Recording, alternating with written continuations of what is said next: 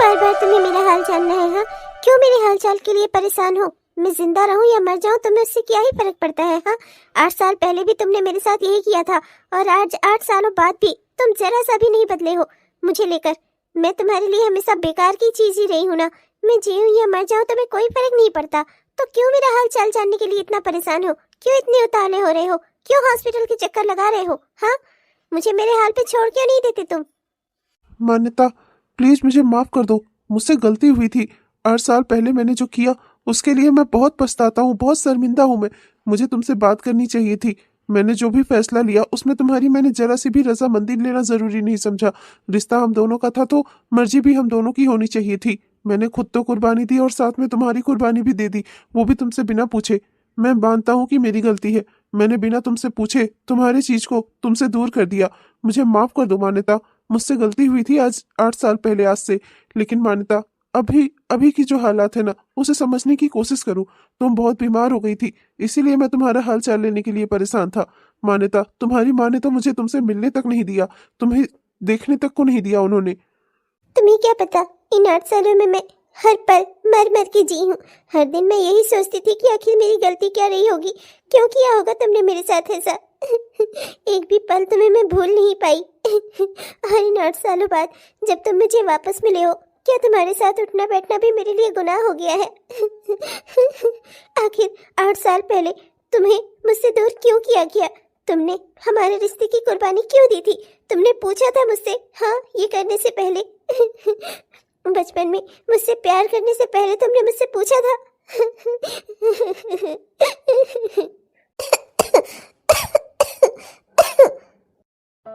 मान्यता, देखो तुम्हारी तबीयत फिर से बिगड़ रही है। तुम ज्यादा रो चिल्लाओ नहीं। मान्यता, शांत हो जाओ। मैं यहीं पर हूँ, हम बात करते हैं आराम से। तुम परेशान मत हो, मैं तुम्हारे लिए पानी लेकर आता हूँ, रुको। अमित, मैं बस तुमसे ये कहना चाहती हूँ कि मैं तुमसे बहुत प्यार करती हूँ। पहले भी करती थी, आज भी करती हूँ और शायद अपनी आखिरी सांस तक करती रहूंगी। किस्मत ने हमें एक दूसरे से दूर कर दिया, पर मैं अपने दिल का क्या करूँ, बताओ मुझे। मैंने तो तब से तुमसे प्यार किया है ना, जब से मैं प्यार का मतलब भी नहीं जानती थी। और आज अचानक से हर कोई कह रहा है मेरा प्यार गलत है। आखिर मेरी गलती क्या है? तुमने स्नेहा और आशी के लिए उससे शादी कर ली। तुमने उस समय अपने दोस्ती का चुनाव किया। एक इंसान की जिंदगी बचाने के लिए तुमने मेरी जिंदगी को कुर्बान कर दिया। पर क्या किसी ने मुझसे पूछा कि मैंने ये कुर्बानी देनी चाहिए थी कि नहीं? आखिर तुम्हारी कुर्बानी में मेरी क्या गलती थी, बताओ अमित। मान्यता, प्लीज तुम शांत हो जाओ। मान्यता, शांत हो जाओ। मैंने बचपन से तुमसे प्यार किया और आज मेरा प्यार गलत हो गया। और उस स्नेहा की मांग में सिंदूर भरते ही तुम्हारा और उसका प्यार सही, ये कहाँ का इंसाफ हुआ? मेरा सब कुछ उसका हो गया और मैं बस देखती रह गई। और आज मैं ही गलत भी हूँ, मैं ही लोगों की बातें भी सुनूं? हाँ, क्यों? मेरी क्या गलती थी? बताओ मुझे अमित, मेरी क्या गलती थी? गलती किसी की भी नहीं है। शायद मैं ही गलत था और शायद आज भी गलत हूँ, और शायद मैं अब इन गलतियों को सुधारने में नाकाम हो गया हूँ।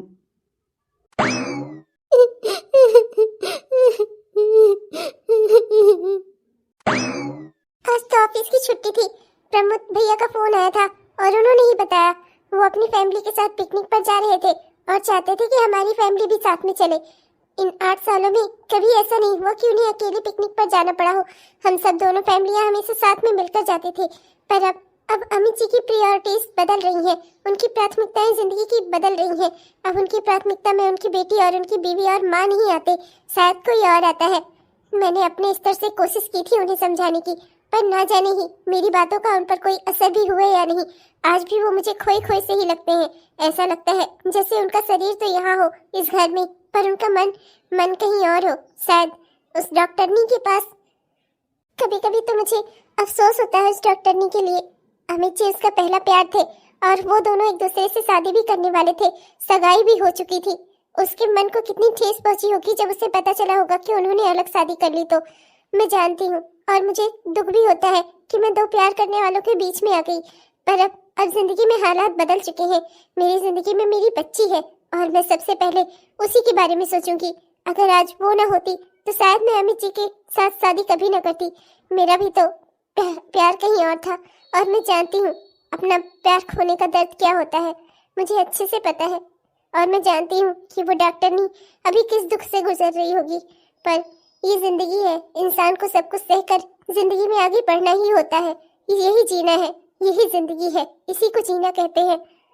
और मुझे लगता है मैंने ये बात अच्छे से अमित जी को समझा दी है, और वो भी उस डॉक्टरनी को समझा देंगे।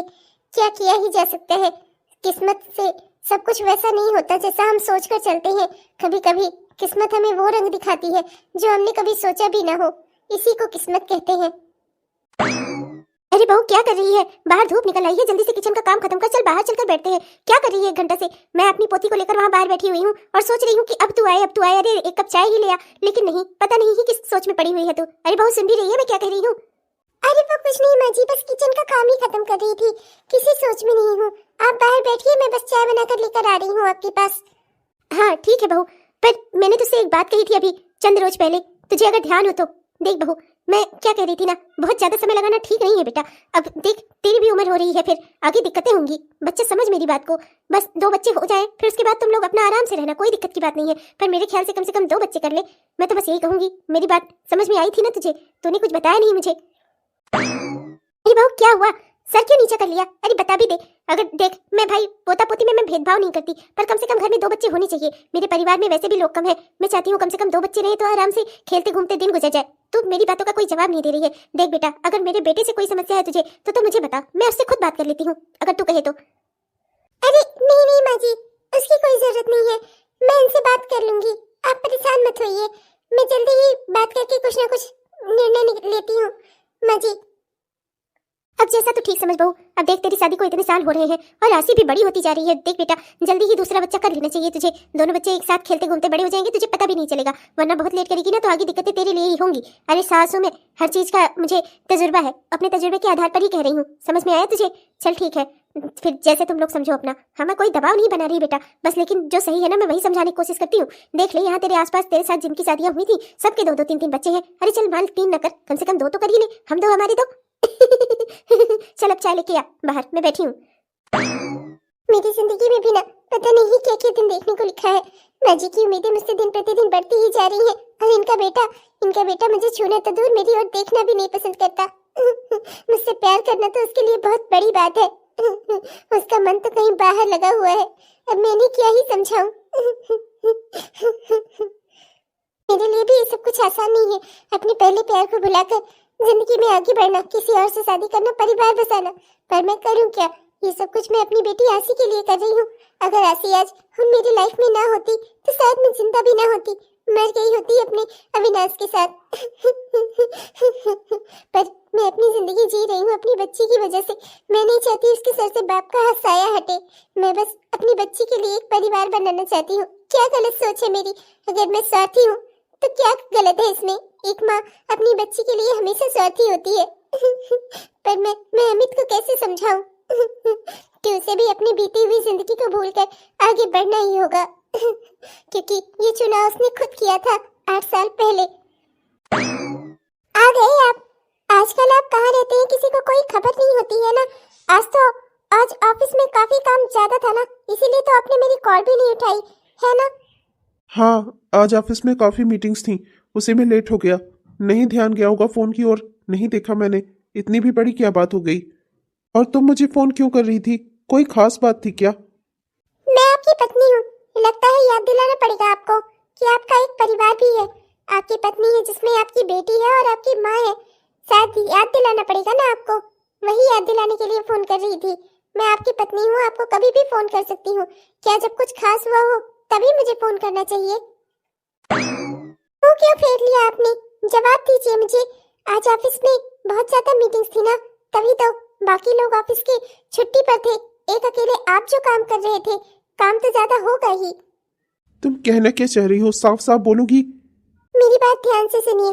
आज से 8 साल पहले आपने एक चुनाव किया था। आपने मेरी मांग में सिंदूर भरा था और मंदिर में मुझसे शादी की थी। मेरी बच्ची को बाप का नाम दिया था। 8 साल पहले ये चुनाव खुद आपने किया था। उस समय भी आपके पास 2 रास्ते थे। एक रास्ता जो मेरी और आसी की ओर जाता था, और दूसरा रास्ता जो आपको मान्यता की ओर ले जाता था। आपने उस समय मान्यता को भुलाकर मेरा और मेरी बच्ची का चुनाव किया था। तो प्लीज अपने डिसीजन पर कायम रहिए। आपने जो फैसला किया था उसे आप मानिए। एक साथ दो नावों पर पैर रखकर क्यों चल रहे हैं आप? दोनों की जिंदगियां क्यों बर्बाद कर रहे हैं? मेरी कोई उस डॉक्टरनी से दुश्मनी नहीं है। मैं बस एक औरत होने के नाते नहीं चाहती कि उसके साथ भी कुछ गलत हो। आपने 8 साल पहले उसके साथ बहुत गलत किया था जब आपने मुझसे शादी की थी। भले ही आप चाहते थे कि मैं और मेरी बच्ची एक अच्छी जिंदगी जिए, पर उस समय आपने मान्यता को इग्नोर कर दिया था। मान्यता के बारे में आपने सोचा तक नहीं था। और आज आप मान्यता के प्यार में पड़कर हम माँ बेटी के बारे में नहीं सोच रहे हैं। आप हमेशा ऐसा क्यों करते हैं? आप चुनाव क्यों नहीं कर लेते? मैं बस ये चाहती हूँ कि जब आपने चुनाव किया था मेरा और मेरी बच्ची का, तो आप अपने फैसले पर अटल रहिए। यूं इस तरीके से अपने फैसले से डगमगा कर हम सबको दुखी मत करिए। मैं मेरी बच्ची, हम दोनों माँ बेटी मर जाते या जिंदा रहते, जो भी होता हमारा, अगर आपने उस समय हमें छोड़कर मान्यता को चुना होता तो आपने मान्यता के बारे में मुझे तक को नहीं बताया था। और आज आपने मान्यता को लाकर मेरे सर पर बिठा दिया है। देखिए, मैं आपको समझा रही हूँ, आप इस तरीके से सारी जिंदगियों के साथ मत खेलिए। प्लीज, मैं आपके आगे हाथ जोड़ती हूँ, वरना फिर शायद अपनी बेटी के लिए मुझे भी कई ठोस कदम उठाने होंगे जो शायद आपको अच्छे ना लगे। क्योंकि मैं आपको बताना चाहती हूँ, इस वक्त आपकी जिंदगी में जो दो औरतें हैं ना, दो की दोनों बहुत स्वार्थी हैं। अगर मान्यता को अपने प्यार का स्वार्थ है तो मुझे भी अपनी बेटी की खुशियों का स्वार्थ है।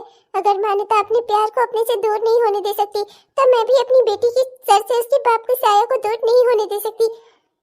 और ये कहते हुए मुझे बहुत दुख हो रहा है, लेकिन अगर मुझे मान्यता से आपको दूर करने के लिए कुछ भी करना पड़ा ना, तो मैं वो सब करूंगी जिससे आप और मान्यता कभी एक ना हो सके।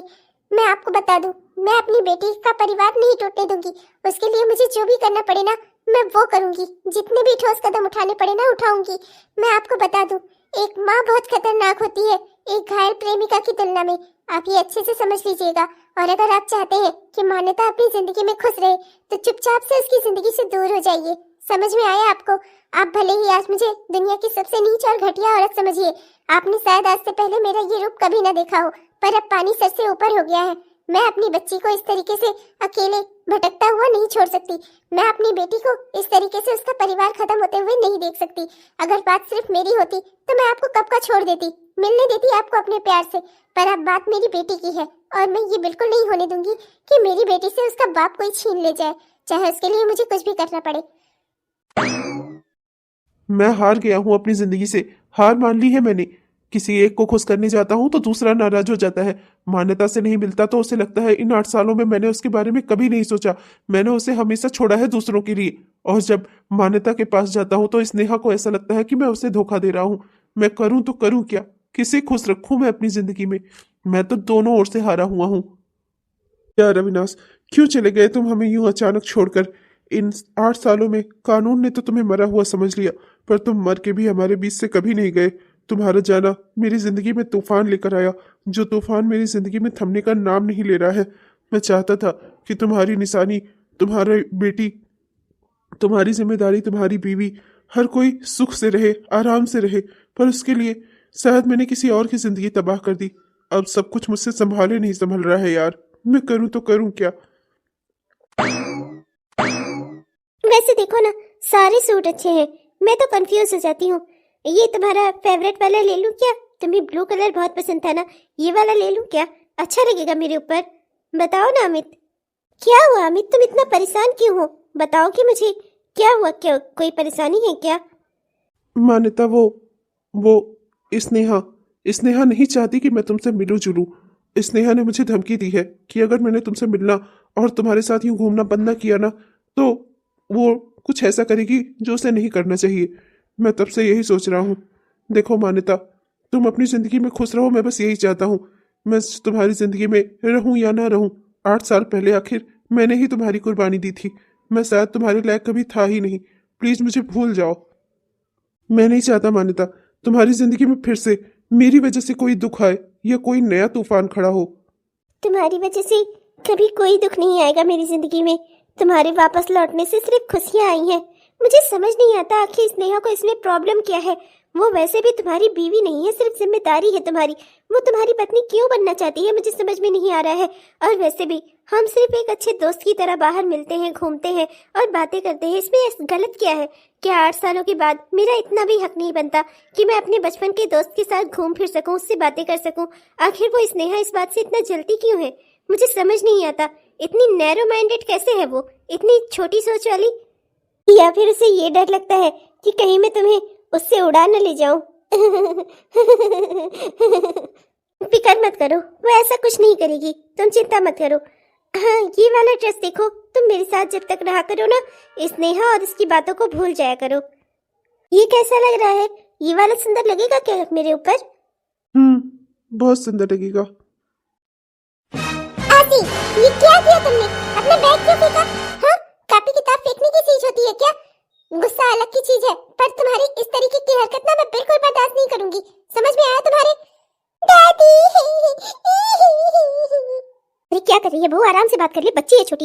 ये कोई तरीका नहीं हुआ बच्ची से बात करने का। हरदम ना जाने क्यों आजकल तो गुस्से में ही रहती है। रुला दिया ना बेचारी को। बेटा चुप हो जाओ, चुप हो जाओ। क्या हुआ? अपनी दादी को बताओ। बेटा बोलो ना मेरी बच्ची। वो कोई बात नहीं है माँ जी, आज इनके स्कूल में वो एनुअल वाला फंक्शन होता है ना, वो था, और इन्होंने अपने पापा से कहा था कि आप मेरे फंक्शन में आइएगा, मैं परफॉर्मेंस दूंगी। पर जब ये वहाँ गई महारानी, तो इन्होंने देखा कि अकेले मैं गई हुई हूँ, तो इन्हें लगता है इनके पापा के पास कोई दूसरा काम तो होता नहीं है, रोज इनका एनुअल फंक्शन ही अटेंड करने बैठ जाएंगे वो। हाँ, नहीं तो उसके ऊपर गुस्सा हो रही है। नहीं मम्मी, पापा झूठे हैं, उन्होंने अपना प्रॉमिस तोड़ा है। उन्होंने मुझसे कहा था तुम स्टेज पर जाओगे, उससे पहले मैं आ जाऊंगा, पर वो नहीं आए। मेरी परफॉर्मेंस खत्म भी हो गई, पर वो नहीं आए। उन्होंने अपना प्रॉमिस तोड़ा। अब मैं कल से स्कूल नहीं जाऊंगी। मैंने सब बच्चों को बोला था कि मेरे पापा आएंगे, पर वो नहीं आए। खबरदार आसी, जो अपने पापा के बारे में ऐसा एक भी लफ्ज और बोला तो। अरे एक बार तुम्हारी परफॉर्मेंस में नहीं आ गए तो गैर जिम्मेदार हो गए, वो झूठे हो गए वो। हाँ, अरे उनके पास 100 काम होते हैं, उनकी वजह से ये घर चलता है। समझ में आ रही है तुम्हें? स्कूल जा पाती हो, उसकी फीस भर पाती हो, सब कुछ अपने पापा की वजह से। और एक बार तुम्हारी परफॉर्मेंस में नहीं पहुंच पाए तो ऐसे उल्टे सीधे शब्द बोलोगी उनके लिए तुम? हाँ, तुम आज इस दुनिया में अगर खड़ी हो ना, तो अपने पापा की वजह से। अगर तुम अच्छे से रह रही हो, अच्छे से घूम रही हो, अच्छे से पढ़ाई लिखाई कर रही हो ना, सब तुम्हारे पापा की वजह से, और तुम उन्हें ही झूठा कह रही हो। हाँ, माँ बाप अपनी पूरी जिंदगी लगा देते हैं बच्चों के लिए, और बच्चों को उनकी कोई कदर ही नहीं है। अरे माना कि तुम्हारी परफॉर्मेंस में नहीं आ पाए, उनके पास 100 जरूरी काम होते हैं। अगर एक भी दिन को इधर उधर हो जाते हैं, उनकी मीटिंग्स छूट जाती हैं, उसका नुकसान हो जाएगा। कौन भरपाई करेगा उसकी? हाँ, तुम।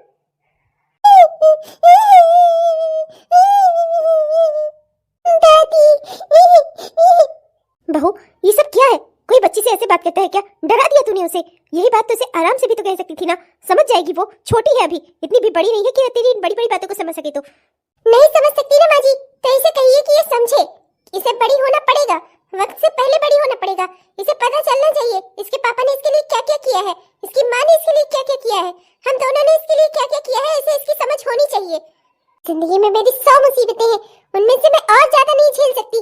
बस शांत हो जा बिटिया, शांत हो जा, ना रो ना रो। मैं पापा को समझाऊंगी बेटा, चिंता ना कर मेरी बच्ची, मेरी लाडली। न जाने ही क्यों बहू का बर्ताव मुझे कुछ बदला बदला सा लग रहा है। आज से पहले मुझे उसे कभी इतने गुस्से में नहीं देखा जितना मुझे आज दिखी। भगवान जाने क्या ही बात है। वो इस मासूम सी छोटी सी बच्ची को ये बताना चाहती है कि उसके माँ बाप ने उसके लिए क्या क्या किया है। मुझे ऐसा क्यों लग रहा था कि जैसे वो इसे नहीं समझा रही थी बल्कि खुद को समझा रही थी। राम जाने की क्या बात है, 100 मुसीबतें, न जाने कौन कौन सी मुसीबतें हैं उसके सर पर। ये मैंने क्या किया? मैंने अपनी ही बच्ची को इतना डांटा, मैंने उसके ऊपर इतना चिल्लाई, उसे मैंने इतना रुलाया। फिर मैं क्या करूं? वो समझती क्यों नहीं कि हम लोग उसके लिए क्या क्या कर रहे हैं? पर ये मैं उसे समझाना चाहती हूँ या खुद को? मैं इतनी कैसे बदलती जा रही हूँ? ऐसी तो मैं पहले कभी नहीं थी। इतना बदलाव मुझ में क्यों आ रहा है? क्या करूं मैं? ये मेरा गुस्सा था या मेरा डर कि मैं अपना परिवार खो रही हूँ, या मेरी बच्ची से इसका बाप छिन रहा है, इस बात का डर था। जब अमित जी को उसकी परफॉर्मेंस में आना नहीं था तो उन्होंने इससे वादा क्यों किया?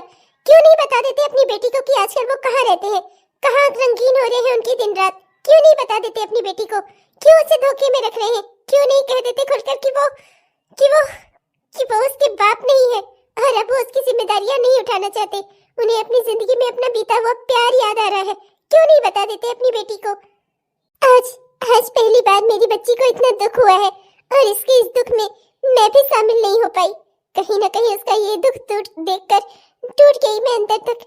मैंने कभी ये नहीं सोचा था मेरी बच्ची से उसका बाप एक बार फिर छीनेगा। आखिर भगवान, मैंने जिंदगी से चाहा क्या था? एक अच्छा सा परिवार, एक प्यारा सा पति, एक छोटा परिवार, बच्चे, घर, और क्या ही चाहत थी मेरी। आपने वो भी मुझे नहीं दिया। अविनाश से प्यार किया, उसे आपने छीन लिया। अमित से दिल लगाने की कोशिश की तो वो किसी और का प्यार निकला। मेरे साथ ही ऐसा क्यों? मेरे साथ ही ऐसा क्यों करते हैं आप भगवान?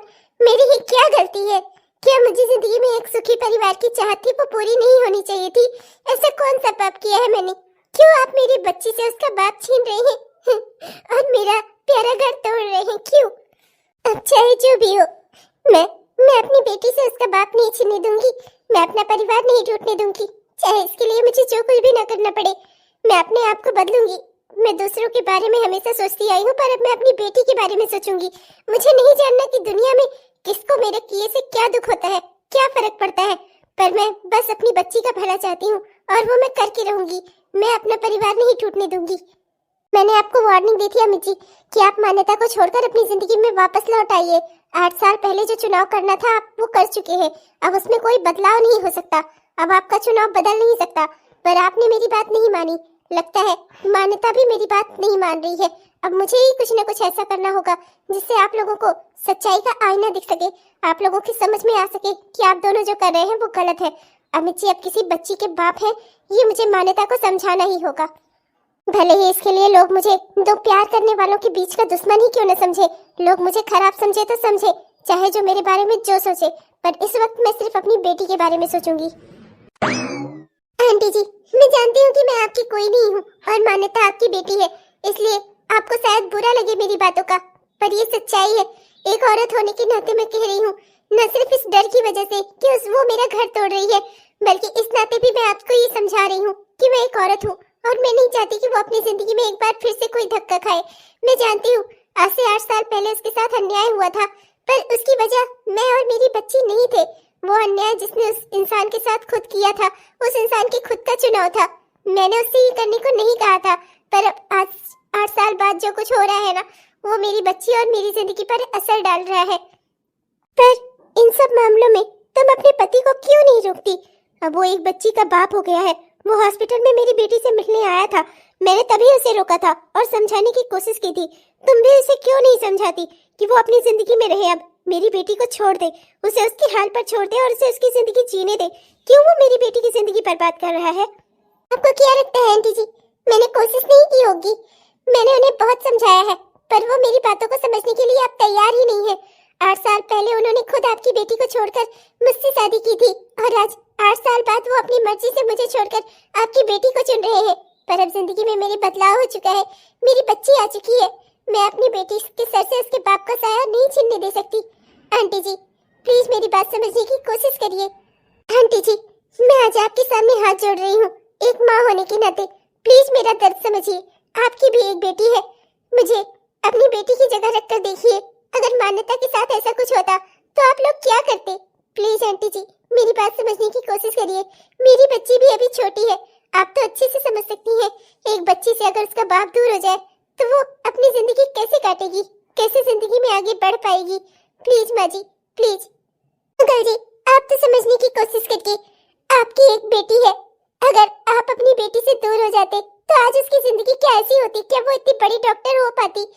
अंकल जी प्लीज समझने की कोशिश करिए, आपकी बेटी बहुत बड़ी डॉक्टर है, उसे जिंदगी में बहुत लोग मिल जाएंगे, कोई भी उसके साथ शादी कर लेगा, किसी के साथ भी अपना घर बसा लेगी, पर मैं और मेरी बच्ची के सिवाय अमित के कोई नहीं है। Please please uncle ji, please aunty ji समझने की कोशिश करिए।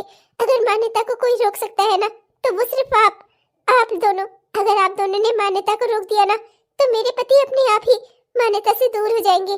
प्लीज समझने की कोशिश करिए आप दोनों। अंकल जी और आंटी जी अगर मान्यता ने मेरा घर तोड़ भी दिया ना तो एक शादीशुदा आदमी से दिल लगाकर उसे कभी कुछ हासिल नहीं होगा। आप लोग तो अच्छे से समझते हैं, अगर मेरा घर टूटा तब भी लोग उसके ऊपर यही इल्जाम लगाएंगे कि उसने एक बेटी से उसके बाप को दूर कर दिया, एक पत्नी से उसके पति को दूर कर दिया, उसने एक हंसता खेलता परिवार तोड़ा है। इस बात का इल्जाम आपकी बेटी के सर पर हमेशा लगेगा। देखिए अगर उसे कोई समझा सकता है ना तो वो सिर्फ आप दोनों। मैं मानती हूँ कि इसमें मेरा भी स्वार्थ है, मैं अपना परिवार नहीं टूटने देना चाहती, पर आप लोग भी तो अपनी बेटी का भला सोचिए। मैं बस यही कहने आई थी आप लोग से, आगे आप लोग की मर्जी।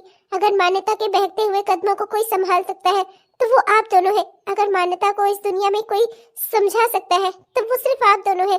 मान्यता अगर किसी की बात सुनेगी ना तो वो सिर्फ आप दोनों है। माता पिता होने के नाते आप दोनों का भी तो फर्ज है कि अपने बच्चों को सही राह दिखाएं। प्लीज मेरी बात समझने की और सोचने की कोशिश करिएगा। मैं चलती हूँ। हम क्या करें मान्यता के बाबूजी? आज से 8 साल पहले उसने उसे जो घाव दिए थे वो क्या कम थे, जो वो वापस से मेरी बेटी की जिंदगी में आकर फिर से उसे बर्बाद कर रहा है। मैं क्या करूं ऐसा? मैं पाऊं तो इस अमित को मैं जिंदा दफना दूं। इसने एक साथ इतनी सारी जिंदगियों को बर्बाद करके रखा हुआ है। मैं क्या करूं जी? कैसे समझाऊं मान्यता को? इन 8 सालों में जो दर्द मेरी बच्ची ने भुगता है, अब उसे भुलाकर थोड़ा बहुत हंसना खेलना सीखा था, और अब ये फिर से। मैं कैसे कहूंगी उससे कि वो अमित से ना मिले? मान्यता की माँ स्नेहा बिल्कुल सही बोलकर गई है। हमारा फर्ज न सिर्फ अपनी बच्ची की खुशियों के बारे में सोचने का है, बल्कि उसकी भलाई सोचने का भी है। हम उसके माँ बाप हैं। हम अपनी बच्ची को यूं गलत रास्ते पर जाता हुआ नहीं देख सकते। हमें उसे समझाना होगा, रोकना होगा उसे। कल को अगर कोई तुम्हारी बेटी को उल्टा या घर तोड़ने वाली कहेगा तो क्या तुम बर्दाश्त कर पाओगी? नहीं ना। तो उससे पहले ही हमें उसे रोकना होगा। वो गलत रास्ते पर है, हमें उसे सही रास्ते पर लाना होगा। हमें अपनी बच्ची को समझाना होगा कि अब वो अमित को नहीं चुन सकती, क्योंकि अमित ने 8 साल पहले उसे छोड़कर चुनाव खुद कर लिया था। अमित ने खुद उसे 8 साल पहले छोड़कर स्नेहा की मांग में सिंदूर भरा था। उसका पति बना था वो। उसने मान्यता के बारे में सोचा तक नहीं था। हमें अपनी बच्ची को समझाना होगा। हमें मान्यता को सही रास्ते पर लाना ही होगा। मान्यता को अमित को भूलकर अपनी जिंदगी में आगे बढ़ना ही होगा। यही उसकी जिंदगी है। अब तो ऐसे कह रहे हैं जैसे ये बहुत आसान होगा। आप अच्छे से जानते हैं इन 8 सालों में मेरी बच्ची मर मर के जी है। वो उस आदमी से तब से प्यार करती है जब से उसे प्यार का मतलब भी ठीक से पता नहीं था। अपनी बच्ची की खुशियां पाने के लिए ही मैंने उस इंसान से उसकी शादी के लिए हाँ कर दी थी। मैंने कभी नहीं सोचा था कि मेरी जिंदगी में ये दिन भी आएगा। पता नहीं मेरी बच्ची को क्या क्या दुख भोगना अभी बाकी है उस अमित की वजह से। न जाने ही मैं अपनी बेटी को कैसे समझा पाऊंगी। इन 8 सालों में मैंने उसे कभी मुस्कुराता हुआ नहीं देखा था, और अब कुछ ही महीनों से उसने हंसना खेलना फिर से शुरू किया था। उसकी जिंदगी में खुशियां वापस लौट कर आई थी, और मैं उसे फिर से इतना बड़ा गम दे दूंगी। और हमें ये करना ही होगा। कितने मजबूर माँ बाप हैं हम। अपनी बच्ची की खुशियों के लिए हम कुछ भी नहीं कर पा रहे हैं। मैं जानता हूँ उसे अभी बहुत दर्द होगा, बहुत दुख होगा, पर उसे समझना होगा। पल भर की खुशी के लिए वो अपनी पूरी जिंदगी की खुशियों को दांव पर नहीं लगा सकती। आज हो सकता है कि उसे थोड़ी वक्त को हमारी बातें सुनकर उसको दुख हो, वो रोए चिल्लाए दुखी हो, पर ये दर्द उसके लिए बहुत भला है। उसकी जिंदगी में आगे होने वाले दर्द को। तुम्हें पता है कल को जब समाज उल्हाना देगा ना, तो वो अमित अपने आप को फिर से अपने किनारे कर लेगा, अपने परिवार की ओर हो जाएगा, जैसे आज से 8 साल पहले उसने किया था। वो हर बार हमारी बच्ची को सिर्फ दुख देता है, और हमें अपनी बच्ची को समझाना होगा कि वो इंसान उसके लायक नहीं है। न जाने ही मेरी बच्ची को कौन कौन सा दुख अभी भोगना बाकी है। चिंता मत करो तुम, हम दोनों मिलकर उससे बात करेंगे, और हम मुझे पूरा यकीन है कि मेरी बच्ची बहुत समझदार है और वो हमारी बातें जरूर समझेगी। स्नेहा, ये मैं क्या सुन रहा हूँ? मैं बाहर से आ रहा था तो माँ मुझे बता रही है तुम आसी के ऊपर चिल्लाई, तुमने उसके ऊपर हाथ उठाने की कोशिश की, तुम मुझे डांट रही थी। क्यों क्यों कर रही हो ये सब कुछ तुम? हाँ, आखिर तुम्हें होता क्या जा रहा है? पागल होती जा रही हूँ मैं। मेरी बच्ची है, मैं उसे जिंदा रखूं या काट कर खा जाऊं? कौन होते हैं आप रोकने वाले? हाँ, आपकी क्या लगती है वो? आपकी तो बस एक मान्यता है ना, वही चाहिए जहाँ दिन भर थे। रात को आकर मुझसे सवाल करने वाले कौन होते हैं आप? हाँ स्नेहा, दिमाग खराब हो गया है तुम्हारा? हाँ, ये सब क्या बकवास कर रही हो तुम? हाँ, आजकल तुम्हें होता क्या जा रहा है? समझ पा रही हो तुम? अरे अपनी ही बेटी के साथ ऐसा व्यवहार कर रही हो जैसे ही पता नहीं उसने क्या कर दिया हो। इतना तुमने उसे डांटा है, इतना वो रो रही थी, उसका गला बंद गया है, समझ रही हो तुम? अरे अपनी ही बेटी के साथ कोई ऐसा बर्ताव करता है क्या? मैंने आपसे कहा ना, मेरी बेटी है वो, मेरे जो दिल में आएगा उसके साथ करूंगी। आप होते कौन है मुझे रोकने वाले? हाँ, आपकी क्या लगती है वो? तुमसे ना बात करना ही आजकल फिजूल हो गया है। तुम ना कुछ सुनने वाली मुझसे हो ही नहीं। ना जाने ही आजकल तुम्हें क्या होता जा रहा है। जिस डिसेंट और अच्छी लड़की को मैं जानता था स्नेहा के रूप में, वो तुम बिल्कुल भी नहीं हो। आजकल ना जाने ही तुम्हें क्या हो गया है। बस सिवाय अपने बारे में अलावा किसी और के बारे में तो तुम्हें सोचना ही नहीं है। न जाने ही इतनी स्वार्थी कैसे बन गई तुम। मैं स्वार्थी हूँ? मैं स्वार्थी हूँ? अरे तुमने जिंदगी में जब चाहा जो फैसला किया, और स्वार्थी मैं हूँ। अगर मैं अपना घर बचाना चाहती हूँ तो स्वार्थी हूँ मैं, और मैं बनना चाहती हूँ स्वार्थी नहीं हूँ। मैं कोई डिसेंट और अच्छी लड़की हूँ, मैं दुष्ट और कमीनी औरत। तुम्हें जो ठीक लगे तुम मेरे बारे में सोच सकते हो, किसी की सोच पर किसी का कोई जोर नहीं है। जो दिल में आए वो सोचो मेरे बारे में। मैं एक दुष्ट औरत हूँ, अच्छी तो तुम्हारी मान्यता है ना। तुमने मुझे ऐसा बनाया है अमित। हमेशा मैं दो प्यार करने वालों का सम्मान करती थी, पर आज तुम्हारी वजह से मैंने खुद को ऐसा बना लिया है। तुम्हारी वजह से मैं प्यार करने वालों की दुश्मन बन गई हूँ। पर अब मैं अगर अपनी बेटी के लिए मुझे बनना पड़ा ना तो मैं बनूंगी। बदल लिया मैंने खुद को। अब अगर तुम मुझे डैन भी समझो या ये समाज भी मुझे डैन समझे ना, मुझे कोई फर्क नहीं पड़ता। अगर दुनिया मुझे डैन कहे, खलनायिका समझे, मैं बनने को तैयार हूँ। पर मैं अपनी बेटी के लिए अब जो कुछ करना होगा ना मैं वो सब करूंगी। आज तो उसमें से एक कोशिश मैं कर भी आई हूँ। हो सकता है मेरी कोशिश अगर कामयाब हुई ना तो मान्यता तुम्हें खुद से हमेशा के लिए दूर कर देगी, और अगर ऐसा नहीं हुआ ना तो मैं आगे भी ऐसे कई कदम उठाऊंगी। पर मैं तुम्हें अपने परिवार से दूर नहीं जाने दूंगी, अपनी बेटी से दूर नहीं जाने दूंगी। आज उस मान्यता की वजह से तुम मेरी बच्ची के परफॉर्मेंस में नहीं पहुंचे। तुम्हारी वजह से मेरी बेटी रोई, मैंने उसे डांटा। सब कुछ हुआ तुम्हारी वजह से, मान्यता की वजह से। इसलिए मुझे ये कदम उठाना पड़ा। अंदर से मुझे बहुत पछतावा हो रहा है और गुस्सा भी आ रहा है। मैं ये सब कुछ कभी नहीं करना चाहती थी, पर मुझे ये सब कुछ करना पड़ रहा है तुम्हारी वजह से अमित, तुम्हारी वजह से। 8 साल पहले अगर तुमने मान्यता को छोड़कर मेरा चुनाव किया था तो आज भी तुम्हें अपने डिसीजन पर कायम रहना चाहिए था। तुम्हें अपनी बीवी का होना चाहिए था, अपनी बेटी का होना चाहिए था, पर नहीं। ना तुम मेरे कभी बन सके, न ही मेरी बच्ची के ठीक से बाप बन पा रहे हो। इसलिए तुम्हें अपना परिवार याद दिलाने के लिए मुझे खुद को ही आगे करना होगा, चाहे उसके लिए लोग मुझे खराब औरत ही क्यों न समझे। मैं बन जाऊंगी। हेलो दोस्तों, आप सबको दिल से मेरा प्यार है, नमस्कार। कैसे हैं आप सब? उम्मीद करती हूँ कि बहुत ही बढ़िया होंगे। आपने हमारा यह वीडियो पूरा देखा, इसके लिए आपका दिल से बहुत बहुत धन्यवाद। दोस्तों कैसा लगा आपको? उम्मीद करती हूँ कि पसंद आया होगा, और अगर पसंद आया तो कृपया वीडियो को लाइक जरूर करिएगा, अपने दोस्तों को, रिश्तेदारों को वीडियो को शेयर भी जरूर करिएगा। और हाँ दोस्तों, अपने प्यारे प्यारे से कमेंट्स भी हमें जरूर लिखिएगा। आपके प्यारे प्यारे कमेंट्स का ना हम दिल से इंतजार करते हैं दोस्तों। और हाँ दोस्तों, हमारे वो प्यारे प्यारे दोस्त जिन्होंने अभी तक हमारे चैनल को सब्सक्राइब नहीं किया है, कृपया सब्सक्राइब कर लीजिएगा दोस्तों, जिससे हमारे इस तरह के वीडियोस आप तक हर दिन पहुंचते रहें। और हाँ दोस्तों, हमारे वो प्यारे प्यारे दोस्त जिन्होंने हमारे चैनल को सब्सक्राइब कर लिया है पहले से, उन्हें दिल से बहुत बहुत धन्यवाद। अब मैं चलती हूँ दोस्तों, मिलूंगी आपसे कल के वीडियो में इस कहानी के अगले भाग में। तब तक के लिए बाय बाय।